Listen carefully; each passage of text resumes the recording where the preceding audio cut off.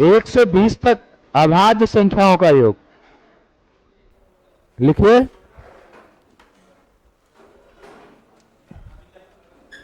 1 से 20 तक अभाज्य संख्याओं का योग करना है। 1 से 20 तक अभाज्य संख्याएं कौन कौन सी हैं? एक कहां है? अरे एक कह दिया तो एक तो है ही नहीं है, हा? 2, 3, 5, 7, 11, 13, 17, 19 यही जोड़ना है आपको। योग मांगा है।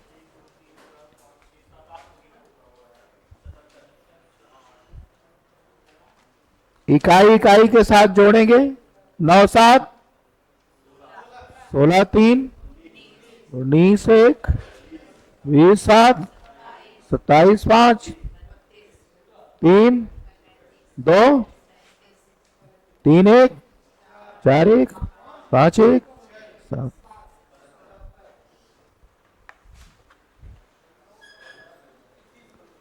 22 में और आसान है। 50 से कम कितनी अभाज्य संख्या है? आप सबको पता है 100 तक कितनी होती हैं?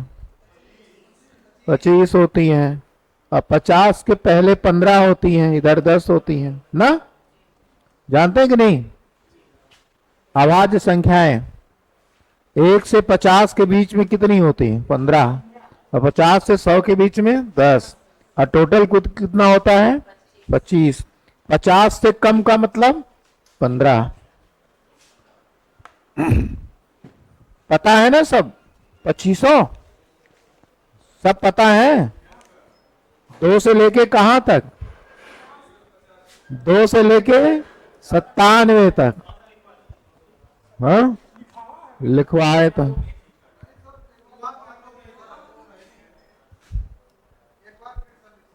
अच्छा आप ही लोग बताएंगे हमको क्या करना है, बताइए। हाँ चलिए। 2 3 5 7 11 13 17 19 23 29 31 37 39 नहीं ऐसे हो रहा है। 41 43 बोलिए 47। हाँ नहीं नहीं 53 और 59 और 61 हाँ 67 71 73 दोनों ना? और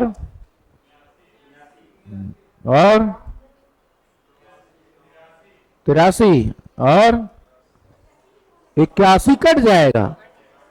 अरे 81 9 से कट जाएगा, 3 से भी कट जाएगा।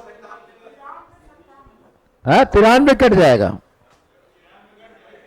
अरे 31 पहाड़ा नहीं याद है? 31 तो यही है। 87 भी कट जाएगा 29 से। 89 और 97। अरे 25 हो जाना चाहिए भाई। ये देखिए 25 तक कितने हैं? 9। 25 तक 9 होने चाहिए। 1 2 3 4 5 6 7 9 इधर हो गए। अब 25 से 50 तक 6 होने चाहिए। है 1 2 3 है ना? और फिर उधर से 75 तक 6 हो जाते हैं और 4 ये होने चाहिए। ये आंकड़ा है 9 6 15 और 15 6 21 नहीं 21 4 25।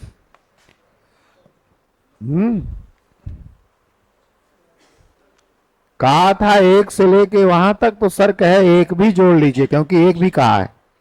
अभाज्य कहा था ना?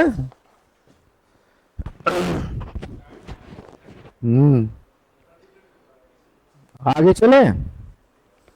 क्वेश्चन 23। 10 और 40 के बीच कौन सी अभाज्य संख्या जिसके अंकों को उलट फेर करने पर, अरे 11 तो है। 11 एक ऐसी अभाज्य संख्या है, क्या संख्या है, इसके इसको उलट पुलट कर दीजिए तब भी वही बनेगा। मतलब इसका ऐसे लिख दीजिए और वर्ग मांगा है। ये तो आसान ही था। धनात्मक पूर्णांक 60 और 100 के बीच कितनी अभाज्य संख्या है? चलिए बताइए। 60 और किसके बीच? वैसे ढूंढ लीजिए, ये यहीं से शुरू होगा। 61, 67, कितना है? 8 है, लिख लीजिए 8। प्रथम 5 अभाज्य संख्याओं का योग।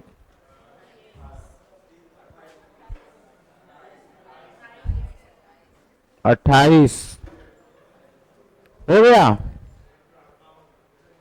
प्रत्येक अभाज्य संख्या में होता है, अभाज्य संख्या में क्या होता है?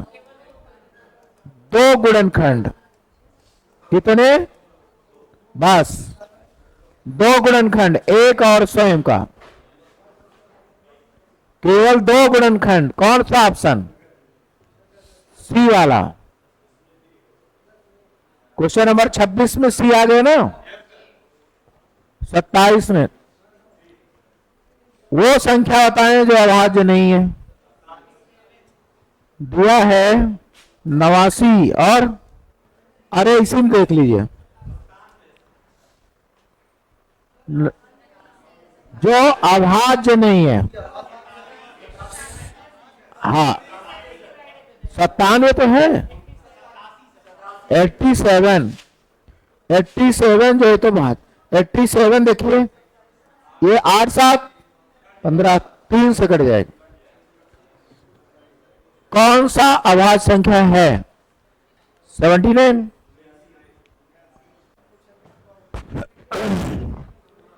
कौन सी अभाज्य संख्या नहीं है? 51। पेपर है आपके पास? 51 है ना विकल्प में, वही है। कौन सी अविभाज्य संख्या है? देखिए, चाहे अभाज्य कहें, हाँ वो 28 वाला नहीं, 30 वाला गलत। कौन सी अविभाज्य संख्या नहीं होना चाहिए था? ये संख्या है लिख दिए तो आप लोग वहां नहीं लगा लीजिए, तब आंसर निकलेगा। अपनी तरफ से उसमें नहीं लिख लीजिए, नहीं गलत हो जाएगा। है क्या? क्वेश्चन है अविभाज्य। हाँ मतलब कि अविभाज्य है। अविभाज्य का मतलब वही रूढ़ संख्या जो आप पढ़ते हैं। तो इन्होंने लिखा है, अब उसमें तो 3 आ गई। अगर है मानते तो कौन? उसमें लिखना था नहीं है तो 9 लगाइए। 30 में 9 आएगा। नहीं लगाने के बाद नए ऑप्शन 3 मिल जाएंगे। है भाज्य है तब 9 आ जाता। ठीक, ये क्वेश्चन थोड़ा गलत है। 31। अरे क्वेश्चन में नहीं लगा लीजिए, ठीक है? क्वेश्चन में नहीं शब्द लगा दिए, सही हो जाएगा। अब आते हैं अगले पर। कौन सा एक अविभाज्य संख्या है? 2।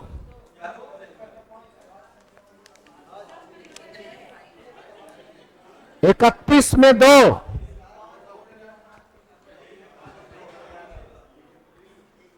यक्स का मान क्या है जिसके लिए 21 में 31 में ना 2। अविभाज्य का मतलब रूढ़ संख्या, प्राइम नंबर। यक्स का मान क्या है?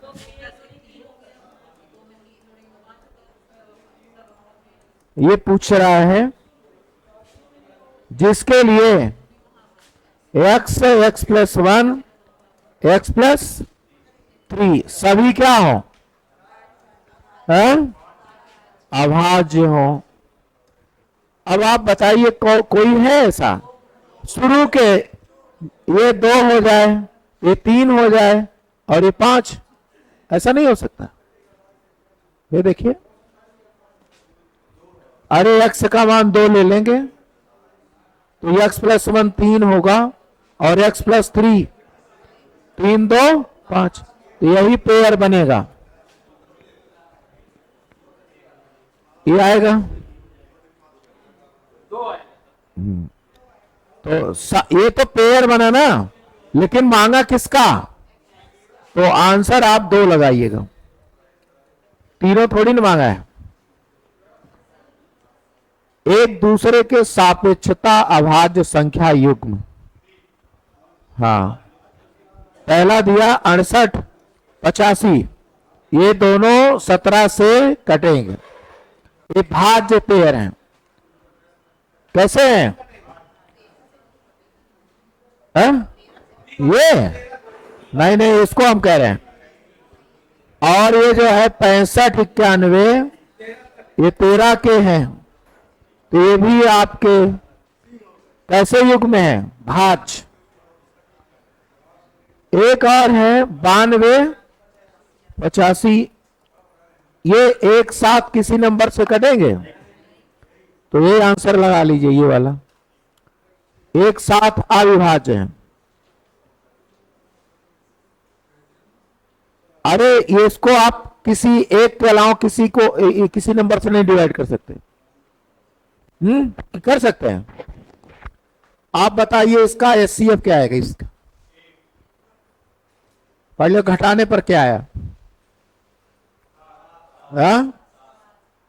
तो 7 स्वयं एक अभाज्य संख्या है, इसका बहुत फैक्टर बनेगा तो 7 और 1 बनेगा, तो 7 तो दोनों को नहीं काट पा रहा है ना, एक काटेगा, तो जिसका एक होता है क्या? एचसीएफ, वो सह अभाज्य होते हैं। क्या होते हैं? याद रहेगा ना। और जिसका एचसीएफ बड़ा हो जाता है वो सहभाज्य होते हैं। ठीक। और जिसका सिर्फ एक रहता है, एक के अलावा और किसी संख्या से साथ में डिवाइड नहीं होगा, तो क्या हो गया? ये सह अभाज्य। और एक के अलावा जो कट जाते हैं वो क्या होते हैं? सहभाज्य। अगला देखिए, जैसे है 102, 102 भी है, 153 भी है। ये किसके पार्ट है? 17 के। मतलब इसका एचसीएफ 17 है, इसका एचसीएफ क्या है? 17 से कट रहा है दोनों। इसका एचसीएफ भी 17 था, इसका 13 था, इस बेचारे का क्या था? 1, इसलिए ये हो गया सह क्या? अभाज्य। क्लियर हो गया? क्वेश्चन नंबर 35 में, अच्छा 34 अभी है, ये तो गलत है।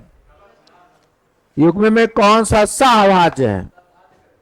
हाँ, अब 156 126 दिया है, 156 है, 126 है, ये तो ऐसे दिख रहा है 2 से कटने वाला है ना।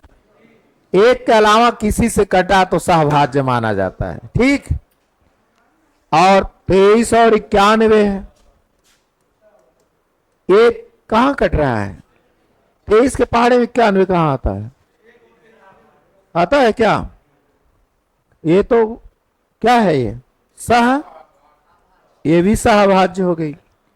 आगे 24 और 351 है, ये भाज्य है। क्यों? 4 2 6 9 ना भैया, तो कैसा हो गया है? सहभाज्य। हाँ, क्योंकि इसका एचसीएफ 3 तो दिख ही रहा है ना सर। और 18 35 है, अब इसका भी एचसीएफ 1 आएगा। तो ये हो गया सह अभाज्य। इसमें दो दो आंसर आ रहे हैं, B and D, B and D, दो ऑप्शन आएंगे इसमें। जानते हुआ क्या, वो जो टाइप करता है ना, उसने इसमें लिखना था 92, क्या होना था, हाँ या 13 होता, 91 हो जाता, तब भी हो जाता। तब ये अगर 92 कर देंगे ना तो इसका 4 बार पहाड़ा चला जाएगा। ठीक, तो जो 91 लिखा है उसको बना दीजिए 92, या जो 23 है उसको 13 बना दीजिए। ठीक, तब एक ही आंसर बचेगा ये वाला। अब हम लोग चलते हैं, कौन सी अपरिमेय संख्या है। अपरिमेय संख्या जानते हैं, हाँ? परिमेय जानते हैं, जो P बटे Q के रूप में होता है, इस रूप में होता है, लेकिन Q की वैल्यू क्या होती है, हाँ Q की वैल्यू 0 नहीं होती है। P की भले हो जाए लेकिन Q की नहीं होती। कई बार हम लोग चर्चा किए हैं, पेपर में आता है 0/1 और 1/0, ये क्या है, जबकि ये अपरिभाषित। ठीक है, और जितनी भी संख्याएं अंडर रूट में होती हैं अभाज्य से √2 है, अपरिमेय है। लेकिन अंडर रूट में अगर 4 दे दिया तो धन ऋण 2 वैल्यू आ जाएगी इसकी 2, तो ये परिमेय हो जाएगी। 16 दे दे, लेकिन जितनी अभाज्य होती हैं, जैसे 2 है, 3 है, 7 है, 11 है, जैसे ही करंडी लगा इस पर, ऐसे सब क्या हो गए, परिमेय से क्या हो गए, अपरिमेय हो गए। ठीक, अब यहां दिया है, और सुनिए, अगर 0.636363, इसको कहते हैं आवर्ती दशमलव भिन्न। क्या बोलते हैं इसको, ये परिमेय होते हैं, क्योंकि इसका मान जब आप सॉल्व करेंगे तो P बटे Q के रूप में आएगा। किसमें आएगा, लेकिन एक सुनिश्चित तरीके पर वो जो है रिपीट करनी चाहिए। अगर अनावश्यक ढंग से रिपीट कर रहे हैं, ऐसे 636793, कोई तारतम्य नहीं है, तब हमारी अपरिमेय में जाएगी। किसमें जी, हाँ, अगर कोई फाई है, पाई है, साई है, एप्सिलॉन 0 है, ये कोई चिन्ह आएगा गणित में, तो ये सभी के सभी जो चिन्ह होते हैं, गणितीय चिन्ह जो होते हैं, ये किस में जाते हैं, अपरिमेय में जाते हैं। अब पाई का मान जब 22/7 होता है तो यही परिमेय हो जाता है। तो जब वो संकेत में आएगा अपरिमेय है, लेकिन वैल्यू के रूप में आया तो दशमलव वाली संख्या को ध्यान देना है। रिपीटिंग नंबर जो होती है वो परिमेय में जाती है, नॉन रिपीटिंग किस में जाती है, अपरिमेय में। अंडर रूट वाले में ध्यान देना है, √1 क्या है, परिमेय का परिमेय, हाँ? परिमेय में, क्योंकि इसको अभी जब आप फ्रैक्शन पढ़ेंगे ना तो ये P बटे Q में आपको मिलेगा। ठीक है, ये भिन्न नहीं है, अंडर रूट परिमेय है, 1 परिमेय, इसका मान 1 होता ही है। अरे बहुत स्वतंत्र नंबर है, इसको आप बांध नहीं सकते। कोई कहे √1, घनमूल 1, फोर्थ मूल 1, तो क्या आता है इसके वैल्यू, क्या आता है, हमेशा 1 ही आता है, स्वतंत्र होता है।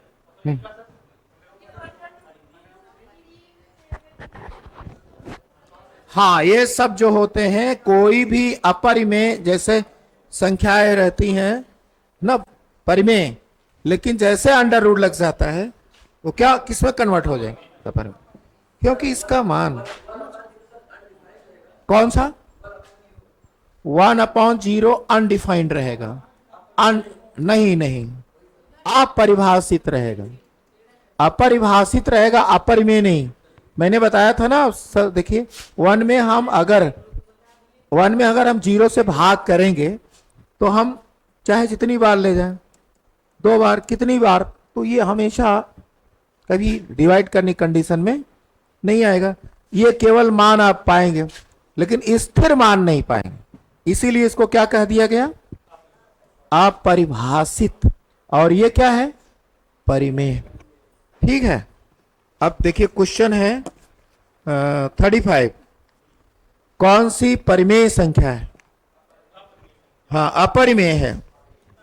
तो पहला दिया 22/7, तो ये तो P/Q में है, तो किस में जाएगा, बोलिए। दूसरा ऑप्शन क्या है, 5 का बटा में √16, तो ये 5/4 में मिल जाएगा। धन ऋण 4 भी लिख सकते हैं। जैसे जो कोई राशि अगर ऐसे है, इसका सही मान अगर आपके पेपर में पूछ ले वर्गमूल वाला, तो धन 4 भी होता है, ऋण 4 भी होता है। ऐसा इसलिए होता है, अगर धन 4 गुणे धन 4 हम करेंगे तो हमको धन 16 भी मिलेगा, मिलेगा कि नहीं मिलेगा। लेकिन ऋण 4 गुणे ऋण 4 करेंगे तब भी हमको धन 16 मिलेगा। तो ये धनात्मक संख्या है, इसका वर्गमूल धन 4 में भी है और धन ऋण 4 में भी है। लेकिन सबसे सही बताने का तरीका है धन ऋण 4। जैसे कोई कह दे, पेपर में आ जाए, √81 का मान है, पहला विकल्प दे दे धन 9, दूसरा दे दे ऋण 9, तीसरा दे दे धन ऋण 9, चौथा दे दे नॉन ऑफ दिस, तो क्या लगा के आएंगे, ये लगा के आएंगे। सही इसका मान है ये। ठीक, काम चलाने के लिए हम लोग 4 बोल देते हैं। ठीक, तो जो और एक विकल्प था ना 0.636363 ऐसे जा रहा है ना, तो 0.3 आ गया। तो इस तरह से ना, डॉट डॉट नहीं है, हाँ अरे वो काला काला लगाना चाहिए था इनको। तो आप लोग थोड़ा लगा लीजिए, इनका ये मिसप्रिंट है। परिमेय में तो जाएगा ही, हाँ परिमेय में तब तो है ही है वो ऑलरेडी।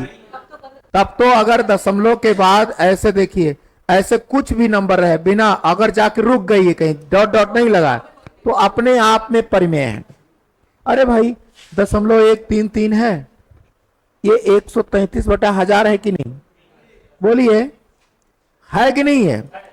अब P/Q में हो गया कि नहीं, तो ये दोनों चीजें अब क्लियर हो गई। ना भी होता तब भी है, और डॉट डॉट होता तब भी है। लेकिन पाई क्या है, हाँ ये संकेत है गणित का। ये देखिए, इसका मान जब आएगा 22/7 तब क्या हो जाएगा, लेकिन ये अपने में नहीं है। चलिए आगे चलते हैं। कौन सी परिमेय संख्या है, देखिए फिर आ गया, कौन सी परिमेय संख्या है। तो पाई क्या है, √11 क्या है, और 2.138। अच्छा दूसरा दे दिया, हाँ नीचे चले गए। अच्छा हम शुरुआत वहीं से कर दिए, छोड़ दिए हम, एक क्वेश्चन ही हमने ड्रॉप कर दिया। चलिए हम वहीं चलते हैं। काहे ड्रॉप कर दें, क्वेश्चन नंबर क्या, इसको हटा देते हैं।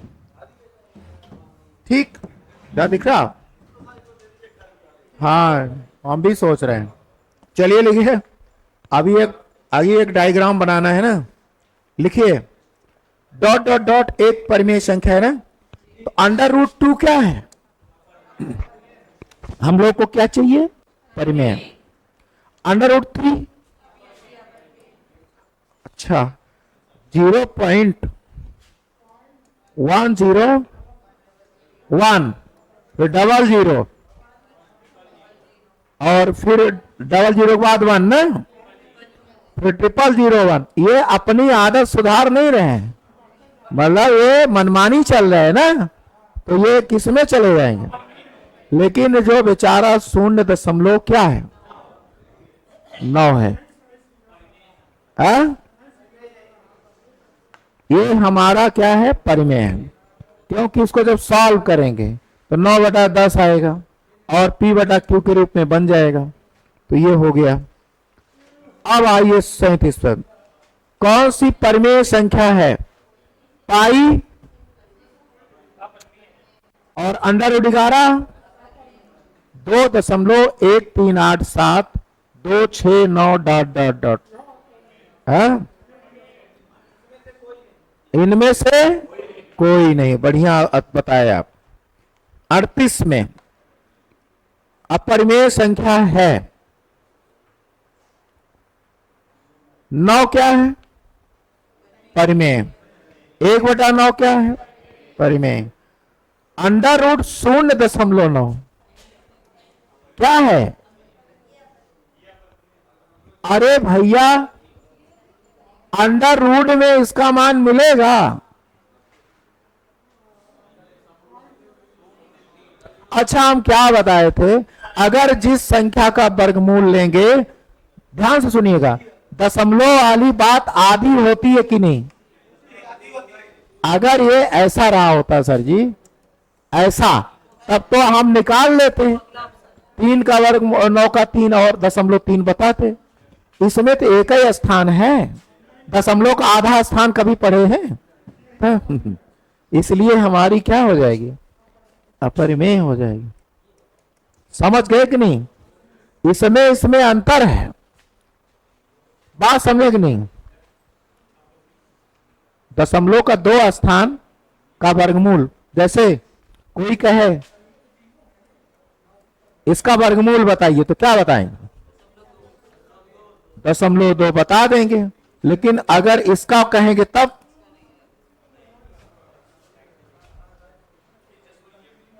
जानते हैं क्यों? ये देखिए, अंडर रूट रहने दीजिए, ये 4/10 कर दीजिए। 4/10 कर, देखिए हम आपको सारी बातें क्लियर कर रहे हैं। 4/10 हो गया और ये हो गया 2, अंडर रूट 2 तो ऊपर हो गया ना, लेकिन नीचे क्या हो जाए? अभी काट देते हैं इसको एक बार। ऐसा लिख सकते हैं कि नहीं? 2/5 हो सकता है ना सर? आप बताइए, अंडर रूट 2 ऊपर लिख दें और अंडर रूट यहां देखिए 5 लिख दें, तो ये दोनों किस में आ रही हैं? अभाज्य में कि भाज्य में? अभाज्य के रूप में ही ना। हमने बताया था ना, ऐसा हो, ऐसा हो, ऐसा हो तो क्या होता है? हाँ। और ये जो डी वाला था, ये सही था ना, ये वाला। अब हम लोग 39 पर, 23 पर विचार करना है। 23 पर विचार करिए, क्या है? किसमें? सी लग, अपना भी देख रहे हैं, दूसरे का क्यों? कितना ख्याल करते हैं। हाँ, इसका भाई हम बता रहे हैं 38 का सी लगाइएगा, ठीक? अब हाँ, सी 38 में सी 0.9 का वर्गमूल, ठीक मिला। अब 39 में चलते हैं। 23 पर विचार करना है। चलिए हम लोग विचार करते हैं। यह एक अभाज्य संख्या है, उस पर टिक कर दिए ऐसे, ठीक। वास्तविक संख्या है, वास्तविक जानते हैं? अच्छा, चलिए जाना जाए फिर। लिखिए, हम अब आप लोग अपने रफ सीट वो निकाल लीजिए, गणित वाली कॉपी निकाल लीजिए। अब ये काम करना पड़ेगा हमको, थोड़ा सा काम करना पड़ेगा। अब मैडम जी एकदम ध्यान से, अब जो है भैया एकदम ध्यान से लगाना है, जो करना है, जो करने जा रहे हैं, ठीक? क्योंकि इसमें बहुत सारी चीज है। देखिए, अंक से क्या बनती है? संख्या। जैसे सदस्य से क्या बनते हैं? परिवार। परिवार भी कई प्रकार के होते हैं ऐसे। तो पहले होता अंक, क्या होता है? ये क्या है? 0, 1, 2, 3, 4, यही तो है। क्या मैं गलत बता रहा हूं? अंक का यही परिवार है ना। इन्हीं अंकों के समूह से बनती है संख्या। अब ये संख्या जो होती है किससे बनती है? इन्हीं में से, चाहे एक अंक की बने, सभी अंक संख्या हैं, लेकिन सभी संख्या अंक, जैसे 0 से लेकर के 9 तक जो है ये अंक भी है और संख्या भी, लेकिन 10 क्या है? हाँ, अंकों का समूह, यानी संख्या है लेकिन अंक समूह। ठीक इस तरह से, जैसे बहुत से अभी परिवार होंगे, एक सदस्य के होंगे, बहुत से परिवार 2 सदस्य होंगे, बहुत से होंगे 3 सदस्य, ऐसे संख्या भी है। अब ये जो संख्या है बहुत पहले की है, इसके 2 बच्चे हुए, कितने? 2 संतान, एक का नाम वास्तविक, एक का नाम काल्पनिक। ठीक, अब इनका परिवार बढ़ रहा है, हाँ? समझ लिया जाए तो हम बता रहे हैं, आप लिखेंगे वास्तविक, ठीक, और यहां काल्पनिक, तो संख्या के कितनी संतानें हो गई? 2। कौन कौन? हाँ, फिर जानते हैं इनकी कोई आल औलाद नहीं।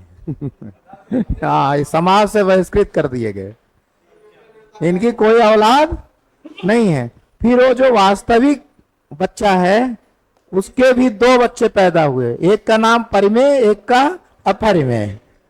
चलिए, इनके परिवार इनका बढ़ा, एक क्या? परिमेय ना, एक क्या? अपरिमेय। अब यही समझते जाइए, क्या कोई कहे कि सभी अपरिमेय संख्या है? बोलिए, सभी अपरिमेय संख्या है? अब नहीं है, कह देंगे अरे इन्हीं के ताल औलाद है। पेड़ में जैसे पत्ती लगते हैं तो जड़ तो वही है, संख्या। अब ये देखिए, काल्पनिक और वास्तविक दोनों संख्या है कि नहीं है? है ना? सभी परिमेय वास्तविक है कि नहीं है? और सभी अपरिमेय भी क्या है? अब देखिए, सभी वास्तविक क्या है और सभी काल्पनिक क्या है? और संख्या किससे बनी है?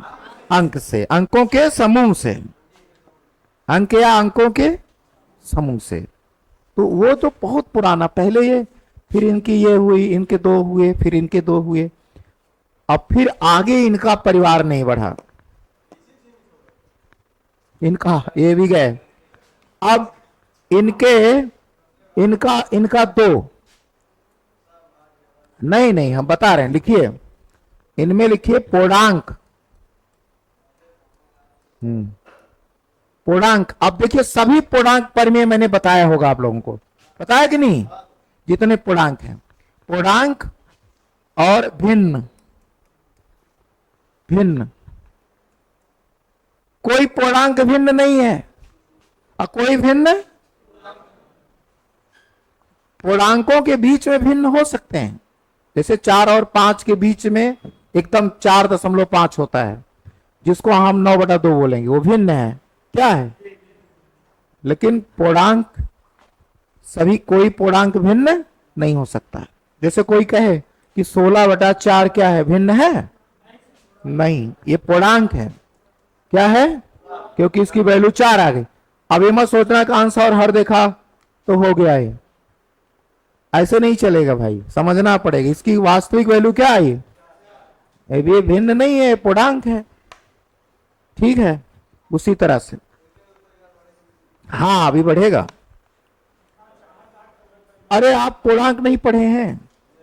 3 प्रकार के ऋणात्मक संख्या रेखा पर, अब इनमें संख्या रेखा बनेगी, एक छोटा पड़ जाए क्या? इधर लिख लीजिएगा ऋणात्मक संख्या, ऋणात्मक संख्या हो गई, बीच में हमारा इंडो 0, और धनात्मक,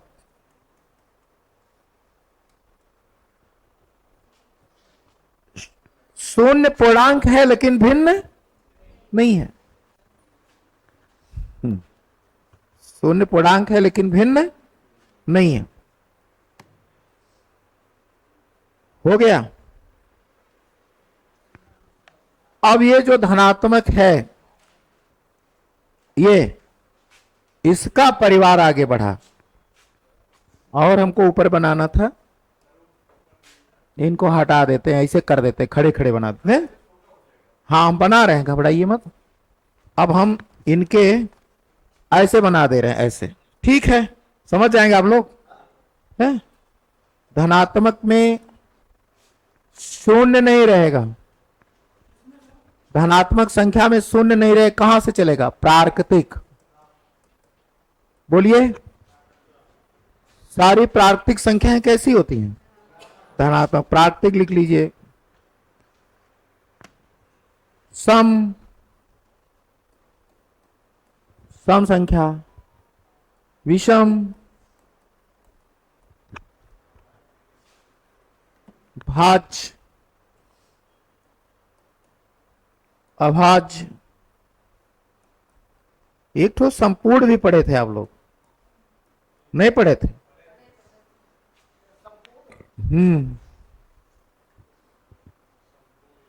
ये सब कहानी होने के बाद दो चीज बचती हैं। जब पूर्ण संख्या आती है क्या, तो उसमें सेट थ्योरी लगती है। जैसे ये डायग्राम पूर्ण संख्या का है, किसका है? इसी में एक हो गई प्राकृतिक, क्या हो गई? हाँ, और शून्य हो गया बगल में, लेकिन शून्य का इंटरसेक्शन प्राकृतिक से नहीं है। अब देखिए पूर्ण संख्या में कौन कौन होते हैं? शून्य और प्राकृतिक, इसीलिए उनको हमने वहां नहीं दिया स्थान। तो ये हमारी संख्या वृक्ष है। पूर्ण संख्या में हम धनात्मक भी ले सकते हैं और उदासीन, क्योंकि पूर्ण संख्या जब होती है तो 0 से लेके 1 2 ऐसे चलती है ना, पता है कि नहीं? शून्य के साथ जब प्राकृतिक जुड़ता है तो पूर्ण संख्या हो जाती है। अलग है वो, अलग से लिखना पड़ेगा, कारण वो है ना, धनात्मक में तो है, लेकिन ये शून्य जो है ना तो धन पूर्णांक है ना तो ऋण पूर्णांक। हाँ, शून्य और प्राकृतिक का जोड़ ही पूर्ण संख्या होता है। अब एक चीज यही नहीं जाने होंगे, संपूर्ण ना, वो तो था, लेकिन जो लोग नहीं पढ़े वो संपूर्ण में कौन सी संख्या होती किसी को पता है? जिनके गुणनखंडों का जोड़ संख्या का दुगुना हो, जिनके गुणनखंडों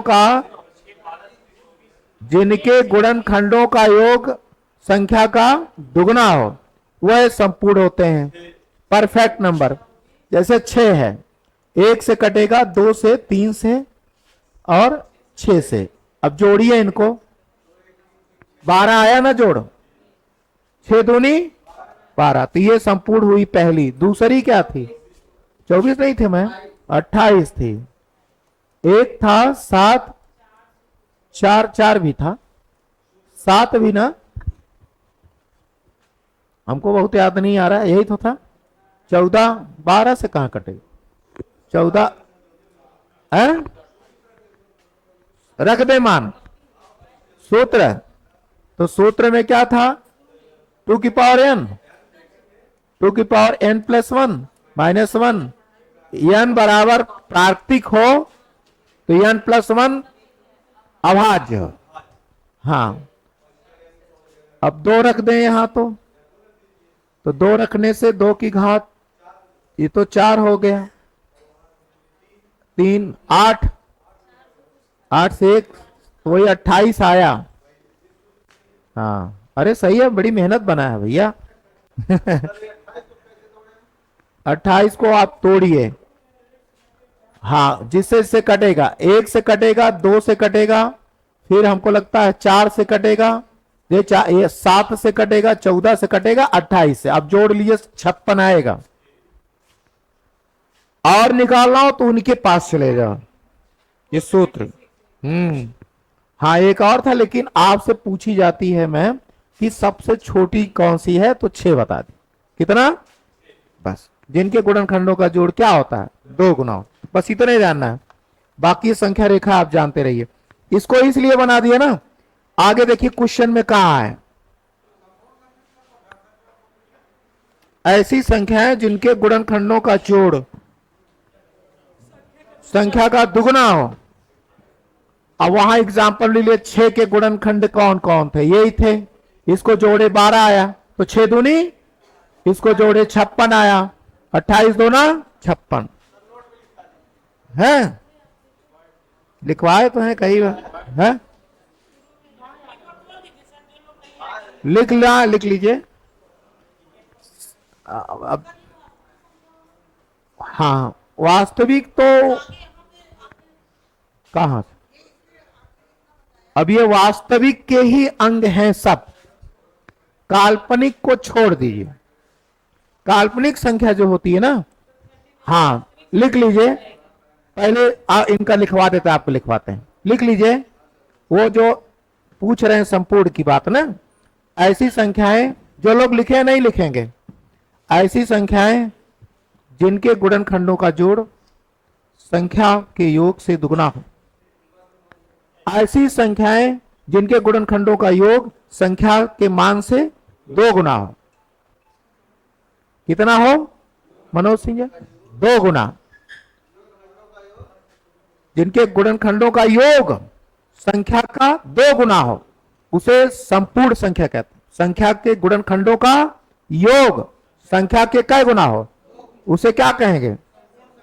पहला एग्जाम्पल है 6 और दूसरा है 28। और जो लिखना चाहेंगे फैक्टर लिख लेंगे, 28 के भी और 6 के भी। ठीक, अगर और जिज्ञासा है आपकी तो ये सूत्र लेना है, लेकिन n प्राकृतिक हो तो n + 1 क्या हो? अभाज्य जोड़। जैसे हम 1 रखेंगे यहां, तो ये 1 और 1 क्या हो जाएगा? 2। 2 भाज्य है का भाज्य, तो काम बन जाएगा। यहां 3 रख देंगे तो संख्या नहीं आएगी। यहां 3 रखने से क्या हो जाएगा? 4 संख्या अभाज्य। जब यहां हम क्या रखेंगे? 4, तो ये 5 बन जाएगा। तो लेकिन एक बड़ी नंबर आएगी, वहां तक आपको पढ़ना नहीं है। ठीक, ठीक है, डन। आगे बढ़े, आया समझ में? जो संपूर्ण संख्या समझ में आ गई। अब क्या था? काल्पनिक। इनका भी लिख लीजिए, काल्पनिक किसे कहते हैं। हां, ऐसे कहीं बना चिस्टा।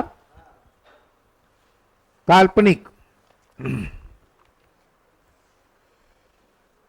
ऐसी संख्याएं जिनका वर्ग करने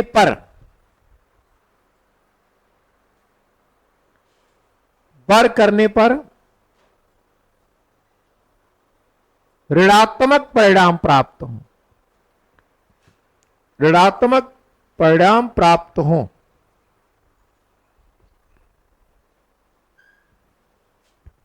कैसा?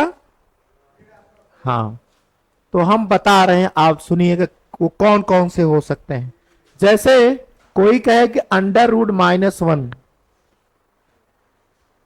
कोई भी नंबर लिख दीजिए, √-3, √-15। अब हम इसका वर्ग करेंगे तो कड़ी ही तो कटेगा। कौन कटेगा? जब हम इसका स्क्वायर करेंगे तो इससे एक कड़ी कट जाएगी, तो मान तो यही आएगा। तो इस प्रकार की संख्या अगर लिखी आई तो उनको हम कहां ले जाएंगे? काल्पनिक। इसका नाम है इमेजिनरी नंबर, इसीलिए से इसको आई बोलते हैं। किससे? आई। और आई स्क्वायर का मान -1 होता है। आई स्क्वायर बराबर क्या होता है, मतलब ये काल्पनिक संख्याएं हैं, इनका वर्ग करने से मान क्या आता है, ऋणात्मक होना चाहिए। क्या होना चाहिए, ये वैल्यू किसी भी कोटि में आ जाए लेकिन वो ऋण में देना चाहिए, तो ये हो गई काल्पनिक। अब जो आपके प्रश्न आए हैं,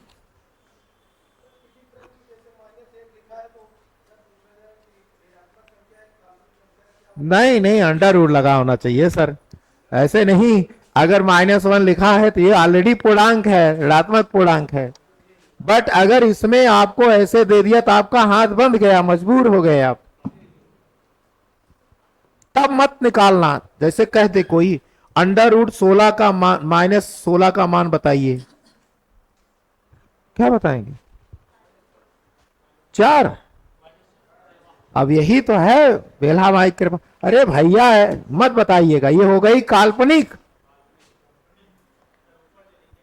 यहां माइनस नहीं होना चाहिए, अंडर रूट के साथ माइनस, तो ये चली जाए किसमें, काल्पनिक।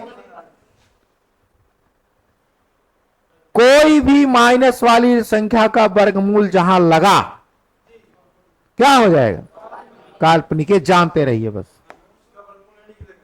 हाँ उसको कुछ भी लगाइए,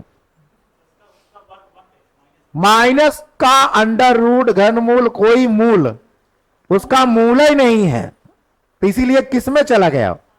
अरे भाई किसी की संपत्ति लेनी है आपको, ये इसके साथ गया ना, किसके साथ, राजा महाराजा होते थे ना, उनके 2 संतानें, तो इनका झुकाव उनकी तरफ गया, इनको किसमें डाल दिया।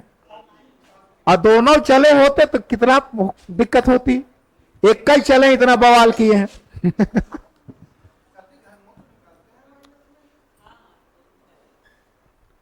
अब आपको हमने वर्गमूल कहा, घनमूल कहा, वर्गमूल घनमूल नहीं, अना चतुर्थ मूल, हाँ वो भी नहीं निकलेगा माइनस। चतुर्थ मूल समझ रहे हैं कि नहीं, ये देखिए